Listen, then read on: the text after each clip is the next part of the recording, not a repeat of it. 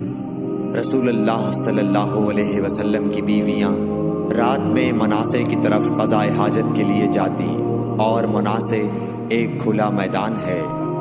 تو حضرت عمر رسول اللہ صلی اللہ علیہ وسلم سے کہا کرتے تھے کہ اپنی بیویوں کو پردہ کرائیے، مگر رسول اللہ صلی اللہ علیہ وسلم نے اس پر عمل نہیں کیا۔ ایک روز رات کو عشاء کے وقت حضرت سودا بنت زمعہ رسول اللہ صلی اللہ علیہ وسلم کی اہلیہ جو دراز قد عورت تھی باہر گئیں۔ حضرت عمر رضی اللہ عنہ نے انہیں آواز دی اور کہا، ہم نے تمہیں پہچان لیا، اور ان کی خواہش یہ تھی کہ پردے کا حکم نازل ہو جائے۔ چنانچہ اس کے بعد اللہ نے پردے کا حکم نازل فرما دیا۔ صحیح بخاری حدیث نمبر 146۔